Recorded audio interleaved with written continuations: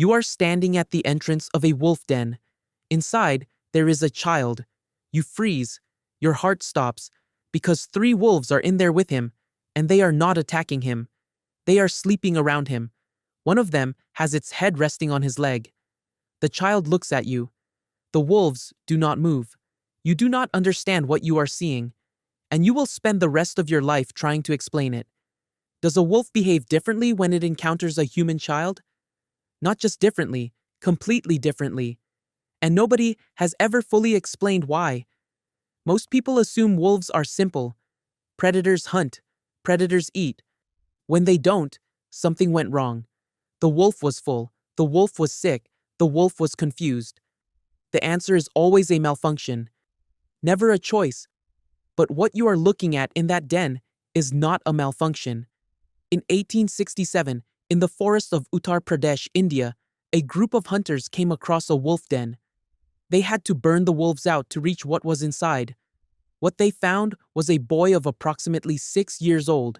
He walked on all fours. He growled. He ate only raw meat. He had been living with the wolves long enough that the pack fought to keep him. They brought him to the Sikandra orphanage near Agra and named him Dina Sanishar. Saturday, the day of his rescue, he spent the next 20 years among human beings. He learned, slowly, to stand upright. He learned to wear clothing, though he tore it off for years. He learned to eat cooked food. He never learned to speak a single word. Not one word. Not hello.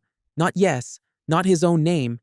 The years he spent inside that den, the years when the human brain is most open, most plastic, most ready to be shaped by the world around it, those years had been shaped by something else entirely.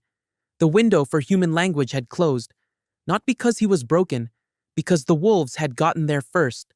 He died in 1895, having spent his entire adult life as a man who could not speak to the species he was born into.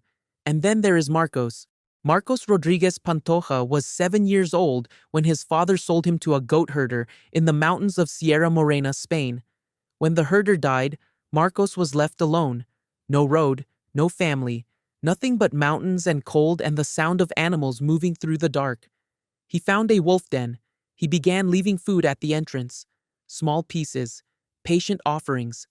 The kind of patience only a child with nowhere else to go can have. A she-wolf came out. She smelled him. She looked at him. She did not run and she did not attack. Days passed, then weeks. Then the den became his den. He ate what they ate. He slept where they slept. He learned to howl not as a game, but as communication. The sound that meant danger. The sound that meant come back. The sound that meant I am here and I am yours. He stopped thinking in Spanish. He stopped thinking in human language at all. 12 years.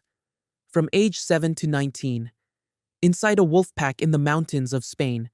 When the Spanish Civil Guard found him in 1965, he growled at them. He couldn't form words. He didn't understand why they were pulling him away from the only family he had known. The men who found him said he made a sound when they put him in the truck, not a human cry. Something older. The sound of an animal being separated from its pack. He spent the rest of his life trying to return to human society. Cities were too loud. Conversations moved too fast. People said things they didn't mean and meant things they didn't say, and he could never understand why because the wolves had never done that.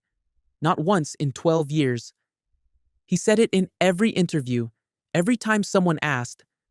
The wolves never lied to him. What they showed was what they felt. When they were hungry, they showed hunger. When they accepted him, they slept beside him. When they were afraid, they ran.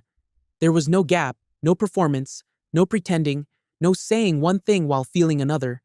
He said those 12 years were the most honest of his life. Marcos died in 2022, at 72 years old. He never fully came back. And here is the twist that breaks every simple explanation open. The wolves did not keep Marcos and Dina alive because they were confused. They did not spare these children because of malfunction or accident or hunger levels on a particular afternoon.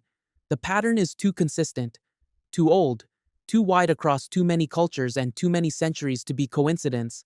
Something happens when a wolf encounters a child, something specific and deliberate. The child does not run.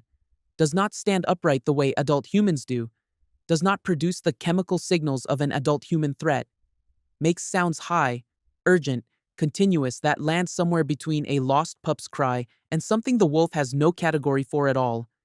And in that gap between categories, something ancient fires, something that was in wolves long before humans were a problem to be solved. The care response, not toward prey, not toward threat, toward something small and helpless that arrived at the right moment in the right way and stayed. And this is the part that is about you. You have had someone, maybe one person, maybe more, who kept you when they had no reason to, who fed you, protected you, made room for you in their structure when their structure had no slot for you, who stayed through the years when you were most helpless and most lost and most unable to give anything back. You might not have understood it at the time. You might still not fully understand it now. Marcos didn't understand it either. He just knew what it felt like to be inside it. And he knew what it felt like to leave. The wolves are still in the Sierra Morena mountains, still running, still raising their pups, still reading the world through 280 million olfactory receptors, still running their ancient calculation on every creature that approaches their den, still occasionally, against every expectation, against every simple story we tell about nature, choosing to keep something that does not belong to them. Whether that is instinct or choice or something neither word is large enough to hold, that answer is still out there, still warm, still waiting, still far beyond anything we have found words for yet.